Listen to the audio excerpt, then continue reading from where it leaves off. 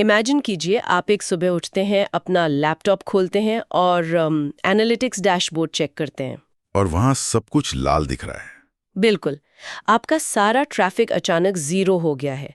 कोई technical error नहीं है, कोई सर्वर क्रैश नहीं हुआ है। ये तो हर वेबसाइट ओनर का सबसे बड़ा डर है ना? बस गूगल के एआई ने रातों रात ये तय कर लिया कि आपका कंटेंट इंसानों के लिए नहीं था। उसने तय किया कि वो बॉट्स के लिए लिखा गया था। और आपकी साइट गायब। हाँ, गायब। आज 25 मार्च 2026 है और डिजिटल दुनिया में ये कोई डरावनी कहानी नहीं है, ये एक हकीकत है। बहुत ही कड़वी हकीकत। आज हमारे पास जो सोर्सेज और रिसर्च हैं, उनका पूरा फोकस गूगल एसईओ इन 2026 डॉक्यूमेंट पर है।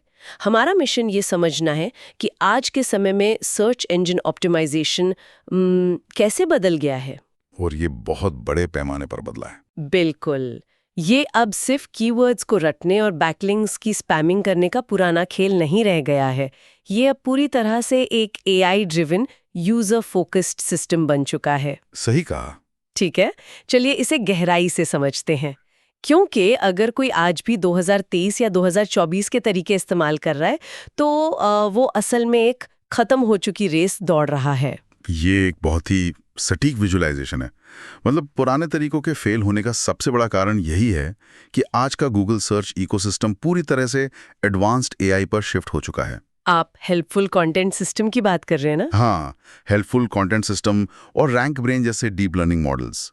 ये सिस्टम्स अब इस बात की गिनती बिल्कुल नहीं करते कि आपने एक खास कीवर्ड को पेज पर कितनी बार स्टफ किया है। मतलब वो पुराना कीवर्ड डेंसिटी वाला रूल अब खत्म? पूरी तरह से खत्म। इसके बजाय देखो, वे लाखों डेटा पॉइंट्स को एनालाइज करते हैं। वे ये समझते हैं कि आपका कंटेंट यूजर को कैसा अनुभव दे रहा है। वाओ! वे आपके संदर्भ, भावना और उन सबसे महत्वपूर्ण चीज को डिकोड कर रहे हैं, यूजर के इरादे को। तो अगर पुरानी प्लेबुक अब काम नहीं आ रही है और कीवर्ड्स को हर जगह चिपकाना बंद करना होगा, तो एक कंटेंट क्रिएटर या बिजनेस ओनर के लिए शुरुआत कहाँ से होती है? मतलब बेसलाइन क्या है? बेसलाइन अब सिर्फ एक ही है, सर्च इंटेंट का विज्ञान। Search intent. हाँ, कोई भी कंटेंट लिखने से पहले या यहाँ तक कि वेबसाइट का आर्किटेक्चर तय करने से पहले ये समझना सबसे जरूरी है कि यूजर वो शब्द सर्च क्यों कर रहा है, उसके दिमाग में चल क्या रहा है, राइट? एग्जैक्टली। हमारे रिसर्च सोर्सेज इस इंटेंट को मुख्य रूप से 4 हिस्सों में बांटते हैं। मान लीजिए कोई गूगल पर टाइप करता है कि एसईओ क्या है। ओके। ये एक इंफॉर्मेशनल इंटेंट है। यूजर सिर्फ जानकारी चाहता है, उसे कुछ खरीदना नहीं है। तो ये क्लासिक विकिपीडिया या ब्लॉग पोस्ट वाला सवाल हो गया। बिल्कुल। लेकिन अगर मैं सर्च करूं दिल्ली में बेस्ट एसईओ एजेंसी, तो यहाँ तो मेरी नीयत कुछ खरीदने या किसी सर्विस को हायर करने की लग रही है। एकदम सही पकड़े। और गूगल का एआई इस फर्क को तुरंत पकड़ लेता है। इसे एक कमर्शियल इंटेंट कहते हैं। अच्छा। यहाँ यूजर विकल्प तलाश रहा है, वो तुलना करना चाहता है। अगर आप इस कीवर्ड पर एक लंबा चौड़ा ब्लॉग पोस्ट रैंक कराने की कोशिश करेंगे जिसमें सिर्फ एसईओ का इतिहास लिखा हो, तो गूगल आपको पहले पेज पर कभी नहीं लाएगा। मेक सेंस, क्योंकि यूजर को इतिहास नहीं, एजेंसी चाहिए। हाँ, इसके बाद आता है ट्रांजैक्शनल इंटेंट, जहां यूजर का बटुआ लगभग बाहर निकल चुका है। जैसे कोई सर्च करे एसईओ एक्सपर्ट हायर करें। बिल्कुल। और चौथा है नेविगेशनल, जहां यूजर को पता है कि उसे कहां जाना है, जैसे वो सीधे एयरएफ्स लॉगिन सर्च कर रहा हो। ये बहुत ही दिलचस्प है। मतलब अगर यूजर कुछ खरीदना चाहता है और हम उसे सिर्फ थियोरी पढ़ा रहे हैं, तो एल्गोरिदम हमें बाहर कर देगा, तुरंत बाहर कर देगा। पहले के समय में हम क्या करते थे, एक कीवर्ड लिया और उसे पेज के हेडर में, फुटर में और हर पैराग्राफ में चिपका दिया। हाँ, वो डार्क एजेस थे एसईओ के। ये कुछ वैसा ही था जैसे किसी दुकान के बाहर एक ही नाम के 10 बड़े-बड़े बोर्ड लगा देना, ताकि हर गुजरने वाले को वो दिखे। सही उदाहरण है। लेकिन आज क्या हमें ग्राहक का दिमाग पढ़ने वाले साइकोलॉजिस्ट की तरह सोचना होगा? साइकोलॉजिस्ट और एक आर्किटेक्ट, दोनों की तरह। आर्किटेक्ट क्यों? क्योंकि अब एक पेज के लिए सिर्फ एक कीवर्ड टारगेट करने का नियम खत्म हो चुका है। यहाँ सबसे दिलचस्प बात यह है कि अब फोकस टॉपिक क्लस्टर्स पर है। क्लस्टर्स? हाँ, हमारे सोर्सेज में एक बहुत ही प्रैक्टिकल उदाहरण दिया गया है। दिल्ली में डॉक्टरों के लिए एसईओ। ओके, ये एक बहुत स्पेसिफिक कीवर्ड है। बिल्कुल। अगर हम इस कीवर्ड के इंटेंट को डिकोड करें, तो यूजर एक लोकल सर्विस और लीड जनरेशन पार्टनर खोज रहा है। तो इस विशिष्ट कीवर्ड के लिए एक सफल पेज कैसा दिखेगा 2026 में? उस पेज को यूजर के कमर्शियल इंटेंट को पूरी तरह से संतुष्ट करना होगा। उसमें आपकी सर्विसेज की साफ जानकारी, प्राइसिंग स्ट्रक्चर और आपके पुराने क्लाइंट्स के वीडियो टेस्टिमोनियल्स होने चाहिए। मतलब सिर्फ टेक्स्ट नहीं, असली प्रूफ चाहिए। हाँ, और लोकल लोकेशन टारगेटिंग होनी चाहिए। गूगल का एआई पेज के स्ट्रक्चर को स्कैन करके ये देखता है कि क्या इसमें वो सारे एलिमेंट्स हैं जो एक डॉक्टर को सर्विस चुनने में मदद करेंगे। और ये टॉपिक क्लस्टर्स इसमें कैसे फिट होते हैं? क्लस्टर्स इसी मेन पेज को सपोर्ट करते हैं। आप डॉक्टरों के लिए लोकल एसईओ पर एक मेन पिलर पेज बनाते हैं। ओके। और फिर उससे जुड़े छोटे छोटे सवालों पर अलग आर्टिकल्स लिखते हैं, जैसे क्लिनिक के लिए गूगल रिव्यूज कैसे बढ़ाएं, और फिर उन सबको आपस में लिंक कर देते हैं। ओके, तो इंटेंट समझ आ गया और हमने क्लस्टर्स भी बना लिए, लेकिन यहाँ एक बहुत बड़ा सवाल खड़ा होता है। क्या सवाल? इंटरनेट तो जानकारी से भरा पड़ा है ना। अगर मेरे जैसे 50 और लोग सेम इंटेंट को समझकर सेम टॉपिक क्लस्टर बना लें, तो गूगल को ये कैसे पता चलेगा कि हम ही उस विषय के असली विशेषज्ञ हैं? ये एक बेहतरीन सवाल है। मतलब गूगल हम पे भरोसा क्यों करेगा? ये हमें आधुनिक एसईओ के सबसे क्रिटिकल हिस्से की ओर ले जाता है। इसे टॉपिकल अथॉरिटी कहते हैं। Topical authority? हाँ, गूगल अब सिर्फ इंडिविजुअल पेजों को आइसोलेशन में रैंक नहीं करता, वो आपकी पूरी वेबसाइट के इकोसिस्टम का मूल्यांकन करता है। तो पूरी वेबसाइट की जांच होती है? बिल्कुल। अगर आप हेल्थ केयर एसईओ में अपनी पहचान बनाना चाहते हैं तो एक हिट आर्टिकल लिखना काफी नहीं है, आपको उस पूरे निश पर अपना दबदबा बनाना होगा। मतलब मुझे डेंटिस्ट के लिए एसईओ, छोटे क्लिनिक्स के लिए एसईओ, मेडिकल वेबसाइट डिजाइन, इन सब पर लिखना होगा? हाँ, इन सभी विषयों पर गहराई से लिखना होगा और उन्हें एक लॉजिकल वेब में आपस में इंटरलिंक करना होगा। इंटरलिंकिंग से क्या होता है? ये इंटरलिंकिंग गूगल के क्रॉलर्स को एक सिग्नल भेजती है कि इस डोमेन के पास इस विषय की एनसाइक्लोपीडिक नॉलेज है। वाओ! और जब बात इस नॉलेज को शब्दों में उतारने की आती है, तो हमारे रिसर्च में कंटेंट क्रिएशन के लिए एक बहुत ही स्पेसिफिक फॉर्मूला दिया गया है। हाँ, वो फॉर्मूला बहुत जरूरी है। उसमें कहा गया है कि पहले 100 शब्दों में एक जबरदस्त हुक होना चाहिए जो यूजर को रोक ले, फिर यूजर की प्रॉब्लम का जिक्र हो, फिर उसका प्रैक्टिकल सॉल्यूशन। हाँ, एक step by step guide, real उदाहरण और अंत में FAQ। और इन सबके केंद्र में एक ही चीज है, EEAT factor: experience, expertise, authority और ट्रस्ट। EEAT। यहाँ कहानी और भी दिलचस्प हो जाती है और थोड़ा विरोधाभासी भी। हाँ, विरोधाभासी कैसे? देखो, एक तरफ हम बात कर रहे हैं कि कंटेंट इंसानों के लिए होना चाहिए, सरल भाषा में होना चाहिए और उसमें रियल एक्सपीरियंस झलकना चाहिए। हाँ, ये गूगल की गाइडलाइन है। लेकिन दूसरी तरफ पूरी इंडस्ट्री AI ऑप्टिमाइज्ड कंटेंट की बात कर रही है। रियलिटी में तो हर कोई ChatGPT या किसी अन्य AI टूल से कंटेंट जनरेट कर रहा है। ये तो है। तो अगर मेरा कॉम्पिटिटर भी AI से लिखवा रहा है और मैं भी, तो गूगल ये कैसे मापेगा कि रियल एक्सपीरियंस किसके पास है? क्या AI का इस्तेमाल और असली मानवीय अनुभव, ये दोनों बातें एक दूसरे को काटती नहीं है? ये आज के समय का सबसे बड़ा डिबेट है। लेकिन अगर हम सोर्सेज में दिए गए क्या न करे वाले हिस्से का गहराई से विश्लेषण करें तो उसका मैकेनिज्म समझ में आ जाता है। अच्छा, तो क्या नहीं करना है? बिना ह्यूमन एडिटिंग के सिर्फ AI से लिखा गया कंटेंट, यानी AI ओनली कंटेंट, 2026 में आपकी सबसे बड़ी लायबिलिटी है।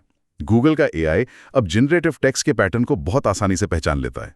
मतलब सिर्फ प्रॉम्प्ट डाला और वेबसाइट पर कॉपी पेस्ट कर दिया तो गेम ओवर? गेम ओवर, बिल्कुल। क्योंकि AI आपको एक बेहतरीन स्ट्रक्चर दे सकता है, वो रिसर्च को तेज कर सकता है।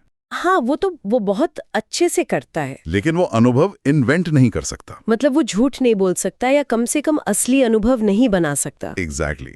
मान लीजिए AI एक डेंटिस्ट के SEO पर आर्टिकल लिखता है। हाँ, वो सारे जेनरिक स्टेप्स बता देगा। हाँ, कीवर्ड रिसर्च करो, पेज स्पीड बढ़ाओ, वगैरह वगैरह, हाँ, जो सबको पता है। लेकिन वो ये नहीं बता सकता कि पिछले महीने जब हमने दिल्ली के एक डेंटिस्ट का SEO किया तो हमने देखा कि रूट कैनाल कीवर्ड पर ट्रैफिक तो बहुत था, लेकिन कन्वर्जन सिर्फ तब आया जब हमने वेबसाइट पर इमरजेंसी दर्द वाला कॉल बटन लगाया। ओहो, ये जो छोटी सी बारीक डिटेल है, यही रियल एक्सपीरियंस है। क्या बात है। गूगल का सेमांटिक इंजन इसी तरह की यूनिक इनसाइट्स और मानवीय भावनाओं को खोजता है जो AI के ट्रेनिंग डेटा में मौजूद नहीं होती। ये बहुत क्लैरिटी देता है।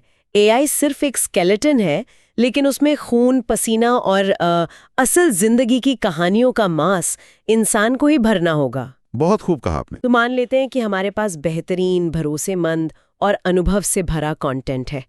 हमने वो टॉपिकल अथॉरिटी भी बना ली है। चलिए मान लेते हैं। लेकिन अगर यूजर हमारी वेबसाइट पर आए और वो लोड होने में 10 सेकंड ले लें तो वो भाग जाएगा। हाँ, या अगर हम एक लोकल सर्विस है और लोकल मैप्स में कहीं दिख ही नहीं रहे, तो क्या ये सारा बेहतरीन कंटेंट किसी काम का है? ये सारी मेहनत पूरी तरह से शून्य हो जाएगी, जीरो। और यहीं से हमारा फोकस उस फाउंडेशन की तरफ शिफ्ट होता है जिसे हम लोकल एसईओ, यूजर एक्सपीरियंस और टेक्निकल बेस कहते हैं। खासकर लीड्स के लिए ना? बिल्कुल, खासतौर पर उन बिजनेसेस के लिए जिनका लक्ष्य सिर्फ ट्रैफिक लाना नहीं बल्कि लीड्स जनरेट करना है। तो चलिए लोकल एसईओ के मैकेनिज्म को डीकोड करते हैं। रिसर्च इस बात पर बहुत जोर देती है कि गूगल बिजनेस प्रोफाइल को ऑप्टिमाइज करना लीड जनरेशन के लिए गोल्ड है। प्योर गोल्ड है। प्रोफाइल पूरी तरह भरी होनी चाहिए, रोजाना रिव्यूज आने चाहिए।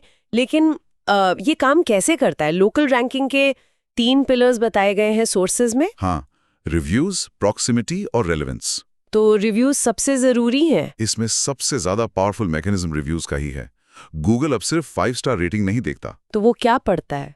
टेक्स्ट। हाँ, उसका natural language processing model review के अंदर के शब्दों को पढ़ता है।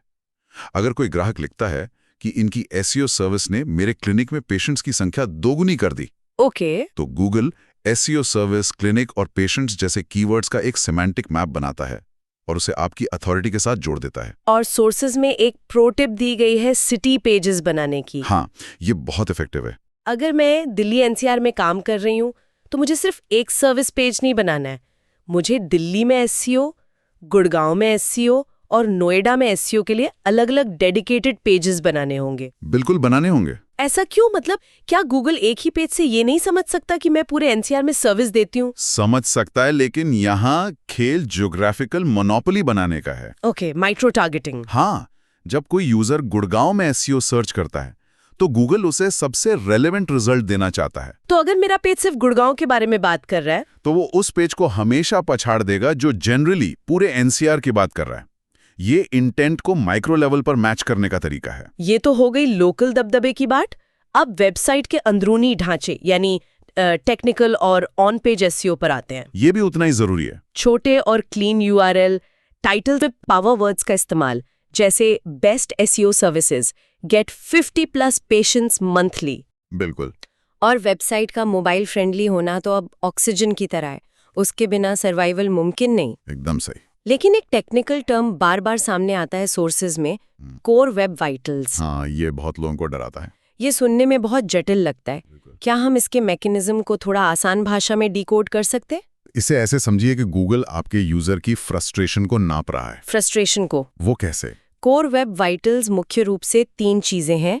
पहला है LCP या लार्जेस्ट कंटेंटफुल पेंट, यानी आपके पेज का जो सबसे बड़ा हिस्सा है, चाहे वो इमेज हो या टेक्स्ट, वो कितनी जल्दी स्क्रीन पर दिखाई देता है। क्योंकि यूजर को खाली सफेद स्क्रीन देखना पसंद नहीं है। बिल्कुल नहीं, अगर वो लेट लोड होगा तो वो बाउंस कर जाएगा। और दूसरा है CLS, हाँ। Cumulative layout shift. हाँ, और CLS शायद सबसे ज्यादा फ्रस्ट्रेटिंग यूजर अनुभव है। कैसे? सोचिए, आप अपने फोन पर एक आर्टिकल पढ़ रहे हैं, अब एक लिंक पर क्लिक करने ही वाले होते हैं कि अचानक ऊपर एक विज्ञापन लोड हो जाता है और पूरा पेज नीचे खिसक जाता है। हाँ, ये बहुत परेशान करता है। और आप गलती से किसी और चीज पर क्लिक कर देते हैं।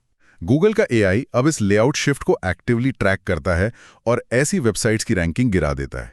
ये तो हम सब ने अनुभव किया है। और तीसरा है INP यानी इंटरैक्शन टू नेक्स्ट पेंट, जिसका मतलब है कि जब यूजर किसी मेन्यू या बटन पर टैप करता है तो वेबसाइट कितनी जल्दी रिस्पॉन्ड करती है। हाँ, अगर साइट अटक रही है तो गूगल उसे एक पुअर यूजर एक्सपीरियंस मानेगा। इसके साथ ही छिपे हुए रैंकिंग फैक्टर्स भी हैं जो सीधे यूजर के व्यवहार से जुड़े हैं। हाँ, जैसे क्लिक थ्रू रेट या CTR और बाउंस रेट और टाइम ऑन पेज।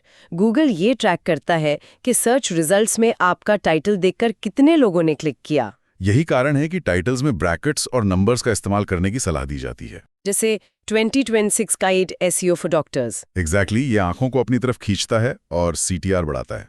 और सबसे अंत में आता है कन्वर्जन SEO, क्योंकि लाखों का ट्रैफिक भी बेकार है अगर वो बिजनेस में नहीं बदल रहा। बिना लीड्स के ट्रैफिक वैनिटी मेट्रिक है। सही कहा।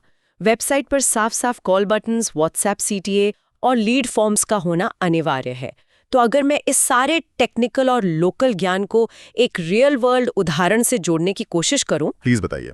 अगर हम इसे व्यापक संदर्भ से जोड़कर देखें तो ये ऐसा है जैसे आपने शहर की सबसे शानदार 5 स्टार सुविधाओं वाली क्लिनिक बना ली है। ओके। आपकी टॉपिकल अथॉरिटी बहुत मजबूत है, आपने हर जगह अपने होर्डिंग्स लगा दिए हैं, लोग आपकी क्लिनिक तक पहुंच भी रहे हैं। लेकिन जैसे ही वो क्लिनिक के पास पहुंचते हैं, मेन दरवाजा जाम मिलता है, जो कि आपकी खराब और स्लो वेबसाइट स्पीड यानी LCP को दर्शाता है। एग्जैक्टली। और अगर वो किसी तरह धक्के मारकर दरवाजा खोल भी लें तो अंदर पूरा लेआउट बिखरा पड़ा है जो कि CLS है। और रिसेप्शन डेस्क पर कोई है ही नहीं। हाँ, कोई है ही नहीं जिससे वो बात कर सकें या अपॉइंटमेंट ले सकें, मतलब कोई WhatsApp CTA या कॉल बटन नहीं है। तो वो सारी अथॉरिटी, वो सारा ज्ञान पूरी तरह से बेकार हो गया। बिल्कुल बेकार। गूगल का काम सिर्फ उस यूजर को आपके क्लिनिक के दरवाजे तक लाना है। और उसके बाद गूगल पीछे हटकर देखता है कि यूजर का व्यवहार कैसा है। क्या वो तुरंत दरवाजे से बाहर आ गया, जिसे हम हाई बाउंस रेट कहते हैं, या उसने अंदर समय बिताया और रिसेप्शनिस्ट से बात की। हाँ, ये यूजर सिग्नल्स गूगल को कंफर्म करते हैं कि आपकी वेबसाइट उस विशिष्ट कीवर्ड के लिए असल में टॉप पोजीशन डिजर्व करती है या नहीं। ठीक है, तो मान लेते हैं कि हमारी वेबसाइट तकनीकी रूप से एकदम बुलेट प्रूफ है, कंटेंट में इंसानी अनुभव भरा हुआ है और ट्रैफिक लीड्स में भी कन्वर्ट हो रहा है। बिल्कुल। ये एक आइडियल सिनेरियो है। लेकिन 2026 की इस तेजी से बदलते AI युग में, जहां हर दिन नए एल्गोरिदम आ रहे हैं, इस रैंकिंग को लंबे समय तक कैसे बनाए रखा जाए? ये बहुत अहम सवाल है। क्या ये कोई वन टाइम फिक्स है कि एक बार कर लिया और भूल गए? किसी भी कीमत पर नहीं। ये कोई वन टाइम फिक्स नहीं है। ये एक ऑनगोइंग लूप है, जिसे हम 2026 का मेंटेनेंस इंजन कह सकते हैं। तो इस इंजन को चालू कैसे रखना है? सबसे बड़ा बदलाव जो आ रहा है वो है AI SEO। गूगल भारी मात्रा में AI समरीज और वॉइस सर्च को प्रमोट कर रहा है। हाँ, आजकल लोग टाइप करने से ज्यादा बोलकर सर्च कर रहे हैं। बिल्कुल। तो इसके लिए हमें अपने कंटेंट में क्या बदलाव करने होंगे? हमें अपने कंटेंट को संवादात्मक बनाना होगा, मतलब कन्वर्सेशनल। कैसे? जब कोई वॉइस सर्च करता है तो वो पूरे वाक्य बोलता है, जैसे मेरे आसपास सबसे अच्छा डेंटिस्ट कौन है जो रात को खुला रहता है। सही बात है। हम कीवर्ड्स नहीं बोलते, हम सवाल पूछते हैं। इसके लिए वेबसाइट्स पर FAQ का होना बहुत जरूरी है, जो सीधे और स्पष्ट जवाब दे, ताकि गूगल का AI उन जवाबों को उठाकर सीधा यूजर को पढ़ के सुना सके। Make sense. लेकिन इन सब में एक चीज जिसने मुझे सबसे ज्यादा चौंकाया, वो है कंटेंट अपडेटिंग को लेकर सोर्स का नजरिया। वो 60 से 90 दिन वाला रूल। हाँ, वे स्पष्ट रूप से कहते हैं कि हर 60 से 90 दिनों में आपको अपना पुराना डेटा अपडेट करना चाहिए, नए सेक्शंस जोड़ने चाहिए। ये एक बहुत ही महत्वपूर्ण सवाल खड़ा करता है। एक समय था जब हम एक शानदार लेख लिखकर उसे पब्लिश करते थे और वो सालों तक हमें पैसिव ट्रैफिक ला कर देता था। वो दिन गए। क्या पुराना कंटेंट एक एसेट की जगह एक लायबिलिटी बन गया है, जिसे हमें लगातार पालना पोषना पड़ेगा? इसका सीधा जवाब है हाँ।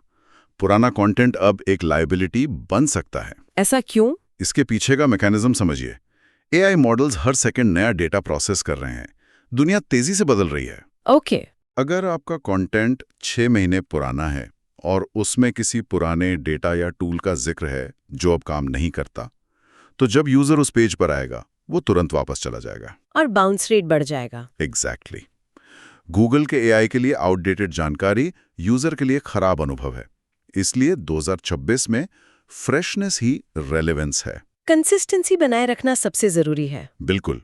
और सिर्फ अपनी वेबसाइट के अंदर ही नहीं, बल्कि इंटरनेट के बाकी इकोसिस्टम में भी प्रासंगिकता बनानी है। हमारे रिसर्च के अनुसार क्वालिटी बैकलिंक्स अभी भी एक बहुत बड़ा रैंकिंग फैक्टर है। हाँ, वो अभी भी जिंदा है। लेकिन यहाँ भी मैकेनिज्म बदल गया है। अब फाइबर से खरीदे गए हजारों स्पैम बैकलिंक्स आपकी साइट को पेनल्टी दिलवा सकते हैं। वो तो सुसाइड है। फोकस पूरी तरह से क्वालिटी पर है, जैसे अपनी इंडस्ट्री से जुड़ी वेबसाइट्स पर गेस्ट पोस्टिंग करना, लोकल डायरेक्टरीज में लिस्टिंग और न्यूज साइट से PR बैकलिंक्स हासिल करना। बैकलिंक्स असल में इंटरनेट की वोटिंग प्रणाली है। अगर एक हाई अथॉरिटी न्यूज वेबसाइट आपकी साइट को लिंक दे रही है, तो वो अपना कुछ ट्रस्ट आपकी साइट पर ट्रांसफर कर रही है। ट्रस्ट फ्लो हो रहा है। हाँ, इसके साथ ही SEO अब एक आइसोलेटेड आइलैंड नहीं रहा। इसे सोशल मीडिया के साथ जोड़ना अनिवार्य हो गया है। SEO और सोशल मीडिया कॉम्बो। बिल्कुल।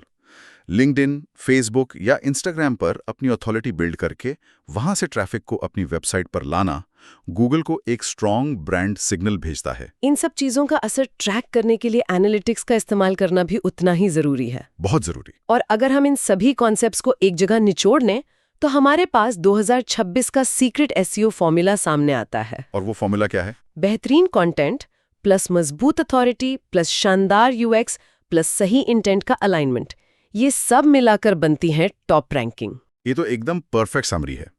और इस फॉर्मूले को जमीन पर उतारने के लिए रिसर्च एक बहुत ही प्रैक्टिकल एक्शन प्लान भी सजेस्ट करता है। वो डेली और वीकली टास्क वाला प्लान। हाँ, अगर किसी बिजनेस का लक्ष्य रोजाना 5 सॉलिड लीड्स जनरेट करना है तो उसे एक अनुशासित रूटीन अपनाना होगा। तो डेली बेसिस पर क्या करना है? डेली बेसिस पर एक लोकल कीवर्ड पर ब्लॉग पोस्ट, 20 नए कनेक्शन या आउटरीच मैसेज और अपनी अथॉरिटी दिखाने के लिए एक लिंक्डइन पोस्ट। और वीकली बेसिस पर 2 हाई क्वालिटी बैकलिंक्स बनाना, 5 नए गूगल रिव्यूज हासिल करना और अपने किसी एक पुराने ब्लॉग को नए डेटा के साथ अपडेट करना। ये रूटीन साफ बताता है कि 2026 में एसईओ कोई जादू की छड़ी नहीं है या रातों रात अमीर बनने की स्कीम नहीं है। बिल्कुल, ये एक लगातार चलने वाला अनुशासित व्यवसाय है। तो अगर हम इस पूरी डीप डाइव को समेटें तो एक बात बिल्कुल शीशे की तरह साफ हो जाती है। 2026 में एसईओ सर्च इंजन के बॉट्स को बेवकूफ बनाने, लूपहोल्स खोजने या सिस्टम को हैक करने के बारे में कतई नहीं है। और सटीक तरीके से सुलझाने, उन्हें एक बिना रुकावट वाला अनुभव देने के बारे में है। और सबसे बढ़कर उनके साथ एक डिजिटल ट्रस्ट बनाने के बारे में है। हाँ, अगर हम यूजर्स को वैल्यू देंगे और इस प्रक्रिया में निरंतरता बनाए रखेंगे तो गूगल का एल्गोरिदम अपने आप हमें रिवॉर्ड करेगा। इस बात से कोई इंकार नहीं कर सकता। बिल्कुल। लेकिन आज की चर्चा को खत्म करने से पहले मैं एक ऐसे विचार की ओर ध्यान खींचना चाहूंगा जो इस पूरे इकोसिस्टम के भविष्य पर एक बहुत बड़ा सवालिया निशान लगाता है। ओहो, वो क्या है? आज हमने विस्तार से चर्चा की कि अपने कंटेंट को एआई समरीज और वॉइस सर्च के लिए कैसे तैयार किया जाए। हाँ, हमने सब कवर किया। लेकिन जरा एक कदम पीछे हटकर सोचिए, अगर ये एआई सिस्टम्स इतने ज्यादा एडवांस हो गए हैं कि वे अलग-अलग वेबसाइट से जानकारी निकालकर यूजर के हर जटिल सवाल का सीधा, सटीक और कस्टमाइज्ड जवाब गूगल के सर्च रिजल्ट पेज पर ही दे देंगे, जिसे हम जीरो क्लिक सर्च कहते हैं। एग्जैक्टली। तो क्या आने वाले कुछ सालों में यूजर्स का किसी वेबसाइट की लिंक पर क्लिक करने का ये पूरा कॉन्सेप्ट ही खत्म हो जाएगा? वेट, ये तो बहुत डरावना है। क्या हमारी वेबसाइट्स जिन पर हम इतनी मेहनत कर रहे हैं भविष्य में सिर्फ एआई के दिमाग को डेटा फीड करने वाली अदृश्य मशीनें बनकर रह जाएंगी, जहां कोई इंसान कभी असल में पहुंचेगा ही नहीं? वाह, ये एक ऐसा सवाल है जो पूरी कंटेंट और एसईओ इंडस्ट्री की नींव को हिलाकर रख देता है। मेरा भी यही मानना है। जीरो क्लिक सर्च का ये डर बिल्कुल असली है। क्या हम असल में इंसानों के पढ़ने के लिए कंटेंट बना रहे हैं या हम अनजाने में सिर्फ एक एआई को ट्रेन कर रहे हैं जो एक दिन हमारी ही वेबसाइट्स की जरूरत को खत्म कर देगा? सोचने वाली बात है। जो लोग हमें सुन रहे हैं, मैं चाहूंगी कि आप अपनी अगली वेबसाइट डिप्लॉय करते समय या अगला आर्टिकल लिखते समय इस विचार पर जरूर मंथन करें। इसी गहरे विचार के साथ हम आज की इस चर्चा को यहीं विराम देते हैं। इस डीप डाइव में हमारे साथ जुड़ने के लिए और चीज़ों को गहराई से समझने के इस सफ़र का हिस्सा बनने के लिए आप सभी का बहुत बहुत धन्यवाद।